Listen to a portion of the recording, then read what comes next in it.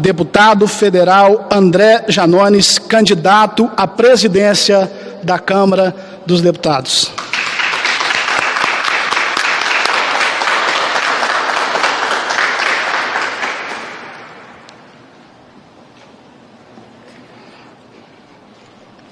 A democracia é um governo do povo, pelo povo e para o povo, do presidente americano Abraham Lincoln. Eu quero aqui, primeiramente, desejar uma boa tarde a todos os presentes, já agradecendo também a presença da imprensa, dos jornalistas, agradecer a toda a minha equipe que está aqui presente, mas especialmente, acima de tudo, agradecer a Deus e agradecer aos milhões e milhões de brasileiros que nos acompanham neste exato momento, pelos canais de comunicação da Câmara dos Deputados, pelas nossas redes sociais, porque são vocês, é o povo brasileiro, quem sustenta, quem alicerça, quem viabiliza e quem lança hoje a candidatura do André Janones à presidência dessa casa. Desde que eu coloquei o meu nome à disposição, eu tenho concedido algumas entrevistas e respondido várias perguntas que se repetem, não só por parte dos jornalistas, por parte da imprensa, mas também se repetem nas ruas, se repetem nas redes sociais, e são tantas perguntas que, se a gente for responder a todas, nós vamos ficar aqui por horas e horas. Então eu vou separar aqui algumas das que têm se repetido com mais frequência. Uma das perguntas que me fazem é a seguinte: Janones, o dia da eleição será, caso você venha a vencer, ou a pelo menos chegar em um segundo turno, será um dia histórico para o Brasil? E eu tenho respondido: não. Se engana quem acredita que, para que a gente consiga chamar um dia de histórico, seja necessário a vitória no dia 1º de fevereiro. No dia 2 de fevereiro. Na verdade, o dia de hoje, 14 de fevereiro de 2021, 14 de janeiro de 2021, perdão, já é, por si só, um dia histórico. Porque no dia de hoje, pela primeira vez, desde a redemocratização do nosso país, a gente tem um candidato à presidência da Câmara vindo do povo. Um candidato, uma candidatura que não nasce de conchavos, que não nasce de acordos políticos, que não nasce de interesses partidários, mas uma candidatura que nasce do interesse de todo um povo. Essa é uma candidatura para marcar posição. Essa é uma candidatura que medirá qual o nível de descolamento do parlamento brasileiro com o povo desse país. Essa é uma eleição que medirá até quando essa casa continuará de costas para o interesse do povo brasileiro. Também eu tenho respondido muito à seguinte indagação: você, André, tem sido um dos grandes defensores da prorrogação e da extensão do auxílio emergencial no Brasil. Foi o grande defensor para que a MP1000 fosse pautada. Infelizmente não o foi. E aí as pessoas me questionam: você, como presidente da Câmara dos Deputados, mudará o seu discurso ou terá coragem suficiente para pautar os projetos de lei que visam prorrogar e estender o auxílio emergencial para enquanto durar a pandemia? Pois bem, aqui eu me dirijo a quem de fato interessa, com todo respeito aos profissionais que aqui estão, à minha própria equipe, mas eu me dirijo a quem de fato interessa, ao povo brasileiro. E faço um compromisso com essa nação, faço um compromisso com o povo brasileiro, que se eleito for presidente da Câmara dos Deputados, no mesmo dia das eleições, no mesmo dia, horas após ser eleito, já estará pautada na primeira sessão do ano as matérias que visam a prorrogação do auxílio emergencial. Esse é o compromisso que eu faço com os mais necessitados e com o povo desse país. Me desafiaram durante muitos meses a provar de onde o país poderia tirar recursos para pagar o auxílio emergencial ao povo brasileiro. Eu provei N vezes, mas infelizmente, para uma parte da imprensa, para uma parte da opinião pública, não é interessante mostrar que um deputado de primeiro mandato, eleito com quase 180 mil votos, lá do interior de Minas Gerais, conseguiu provar, como 1 e 1 são 2, que o Brasil não está quebrado, que é possível pagar o auxílio emergencial, até mesmo um auxílio permanente, e aí, num futuro a gente se discute os valores, mas não é interessante para essa parcela da opinião pública mostrar que existe, sim, de onde se retirar os recursos financeiros necessários para pagar esse auxílio emergencial, que nada mais significa do que conceder um pouco de dignidade e esperança ao sofrido povo brasileiro. Me desafiaram e eu devolvi o desafio. Depois de provar que tinha sim de onde tirar os recursos, ou melhor, se tem de onde tirar os recursos, encaminhei as propostas ao presidente da República, Jair Bolsonaro, que infelizmente preferiu me chamar de idiota em suas redes sociais. Não conseguiu debater, não conseguiu entrar no tema e tentou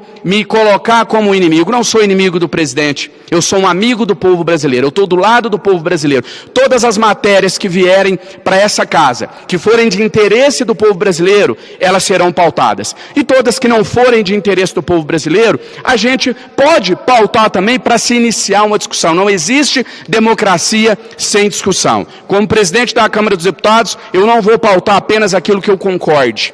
Eu vou pautar, inclusive, matérias que eu seja contra.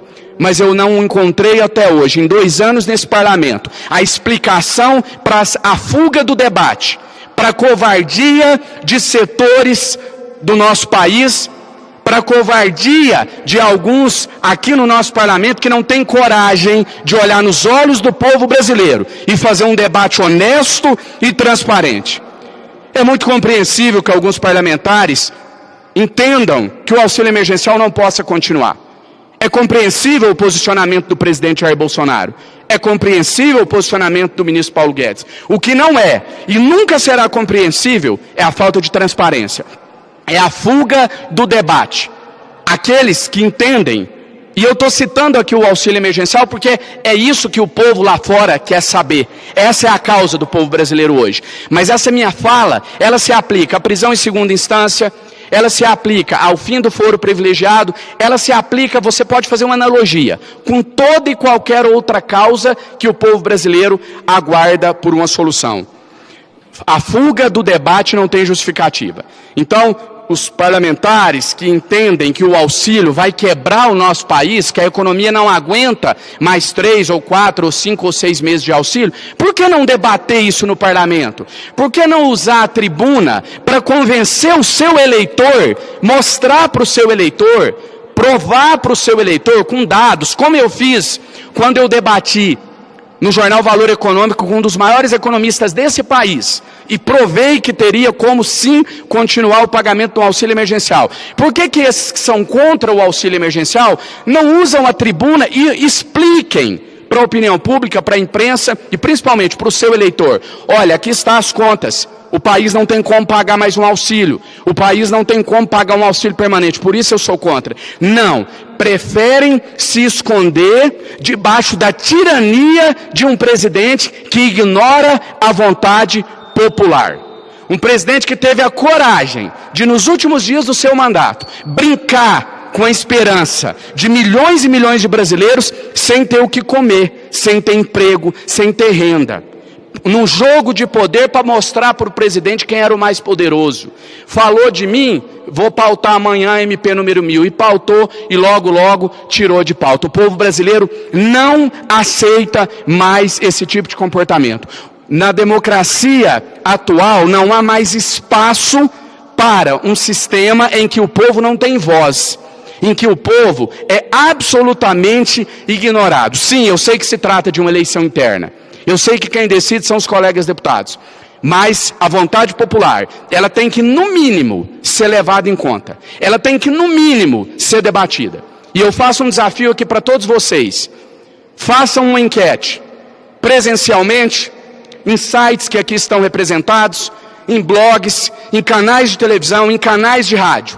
Perguntem ao povo brasileiro se eles querem o sucessor de Rodrigo Maia, se eles querem o candidato do Palácio do Planalto, ou se eles querem alguém como eles, vindo do povo, sem conchavos, sem esquemas, que não possui um cargo dentro dessa casa, a não ser aqueles que o seu próprio mandato lhe concede, que não tem favores de partido, que não tem cargos em estatais, que vai ter coragem, peito, para pautar aqui dentro dessa casa o que é de interesse deles. Pergunte a eles, quem eles querem ver sentado na cadeira de presidente da Câmara dos Deputados. Caso a nossa candidatura não fique em primeiro lugar, eu retiro-a imediatamente. Esse é o desafio que eu lanço a todos que estão acompanhando aqui o lançamento da nossa candidatura. Ouçam a vontade popular, que pelo menos ela seja considerada. Não estou dizendo para transformar a eleição da Câmara em uma eleição direta. Não estou dizendo que deve-se fazer enquete para decidir quem vai ser o presidente da Câmara, não é isso. Eu estou dizendo que se fôssemos um país sério, uma candidatura hipotecada, avalizada, por mais de 11 milhões de brasileiros, jamais seria ignorada. Jamais seria tratada como uma candidatura sem relevância. Alguns insistem em fingir que não ouvem a voz do povo brasileiro. Esses ficarão ilhados, sozinhos, porque a voz do povo se fará ser ouvida, de uma maneira ou de outra, seja pelas redes sociais, seja através dos novos canais de comunicação, seja na cadeira de presidente da Câmara dos Deputados, mas a voz do povo será ouvida. No mês de setembro, no dia 1º de setembro, eu fiz uma transmissão nas minhas redes sociais, que foi simplesmente a transmissão mais acessada de todo o planeta Terra. Nós ficamos como o assunto mais comentado do mundo. Não é de Brasília, não é do Brasil, não é de Minas Gerais, é do mundo. E qual que era o tema dessa transmissão? MP número 1000. Cheguei na sessão da Câmara dos Deputados, falava-se de tudo, menos da MP número 1000. Isso é virar as costas para o povo. Isso as pessoas não perdoarão. E a resposta virá em 2022 na urna. Eu creio nisso, acredito que o povo brasileiro saberá dar a resposta, tanto àqueles que estenderam as mãos no momento mais difícil que esse país atravessa, mas principalmente para aqueles que lhe viraram as costas. Se o mundo ouve a nossa voz, se as nossas pautas estão entre as mais comentadas do planeta, essa casa também ouvirá. Ou ela ouvirá elegendo um candidato vindo do povo para presidi-la, um candidato alinhado com os anseios do povo brasileiro, ou ela ouvirá da pior forma possível, com a resposta avassaladora nas urnas no ano de 2022. Por isso, que voltando ao início da minha fala, eu repito, esse dia já é histórico, essa candidatura já é histórica, essa candidatura no mínimo, ela vai servir de termômetro para medir qual o nível de descolamento dessa casa com o povo lá fora. É uma pena que estejamos em plena uma pandemia, senão eu não tenho dúvida que milhares de pessoas estariam aglomeradas aqui. Tenho muito orgulho de dizer que essa candidatura não é uma candidatura minha. Ela sim é uma candidatura que pode ser justificada sob a ótica popular. É a candidatura que o povo pediu. É a candidatura que as pessoas, que o brasileiro... Muitas pessoas me questionam, a pauta da nossa campanha a pauta é o povo. Muitas pessoas, às vezes, acusam de demagogia, de sensacionalismo, de populismo. O que é povo? Defina povo. Povo é quem tem que acordar 4 horas da manhã para tirar uma ficha para o filho poder consultar no médico. Povo é quem não tem tempo para ficar no Facebook batendo boca em cima de o que o presidente falou e do que o PT respondeu. Povo é quem está muito ocupado para a picuinha política porque tem que trabalhar para colocar comida na mesa. Isso é povo. Pauta popular é aquela que une todos os espectros ideológicos. A MP 1000 foi a maior prova delas. Tinha e tem ainda eleitor do Bolsonaro passando fome, eleitor do PT passando fome, eleitor do PMDB, do PSDB, de todos os partidos. Está na hora dessa casa ter um presidente alinhado com os interesses do povo brasileiro e não com cartilha ideológica, nem da direita, nem da esquerda. É conversa fiada, a fala que a gente tem ouvido aí na grande mídia. Não temos opção, só temos 2 candidatos. Mentira! Uma mentira hipotecada por uma parte da mídia que tenta limitar a candidatura da Câmara dos Deputados a 2 nomes. Não há essa falta de opção. Nós temos sim a candidatura do atual presidente Rodrigo Maia, temos a candidatura do Palácio do Planalto e temos uma candidatura popular. E quem quiser ficar contra a vontade popular, que fique, mas que tenha clareza, coerência, que faça de forma transparente e não escondida através de conchavos políticos. Uma candidatura como a nossa desperta algumas perguntas, como eu disse no início. Eu vou citar mais uma. Essa é a que eu mais ouço, é a campeã, principalmente por parte da imprensa. Mas a sua candidatura tem alguma chance? Você tem chance de vencer? Dizer que eu não tenho chance é deixar de acreditar no Brasil. Dizer que eu não tenho chances é admitir que eu vivo em um país onde a vontade popular é rasgada e jogada no lixo. Dizer que eu não tenho chance é dizer que o povo não manda em nada, que o povo só obedece e que o povo brasileiro não tem voz. Dizer que eu não tenho chance é desistir do Brasil. E nós não vamos desistir do Brasil. Uma candidatura hipotecada, como eu disse, por quase 12 milhões de brasileiros, ela sempre terá chance. Eu quero acreditar nisso. E eu vou acreditar nisso até o último instante. Então, ela serve, como eu disse também, o lançamento da nossa candidatura hoje, para colocar fim ao discurso hipócrita de que não temos opção. Nós temos opção sim.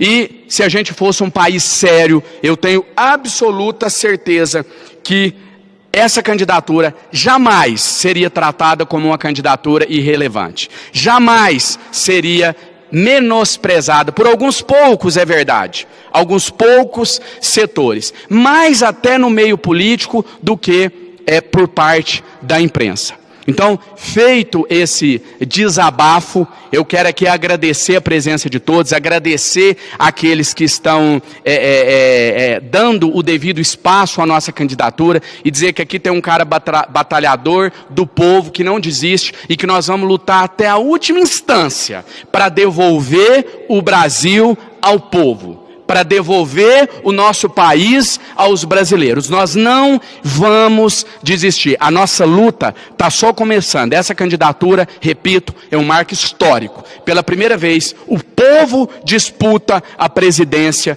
da Câmara dos Deputados. E agora sim, para finalizar, eu quero dizer duas coisas rápidas.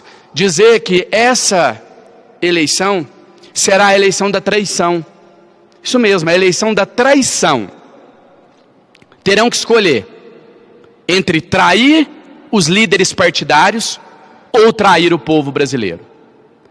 Quem optar pela segunda opção, que arque com as consequências, porque elas virão, e virão nas urnas. Eu acredito e tenho fé em Deus que isso acontecerá. Acredito que a gente está em um momento de transição, de amadurecimento da nossa democracia, e o lançamento dessa candidatura firma as bases do que a gente acredita ser um regime realmente participativo, democrata, né, no verdadeiro sentido da sua palavra. Finalizo o meu discurso, finalizo o lançamento dessa candidatura com as palavras do saudoso e eterno Belchior, palavras imortalizadas na voz da nossa igualmente eterna Elis Regina, quando ela diz: é você que ama o passado e que não vê que o novo sempre vem. O novo tem nome e sobrenome e ele está chegando para disputar a presidência da Câmara dos Deputados. André Janones. Muito obrigado a todos vocês.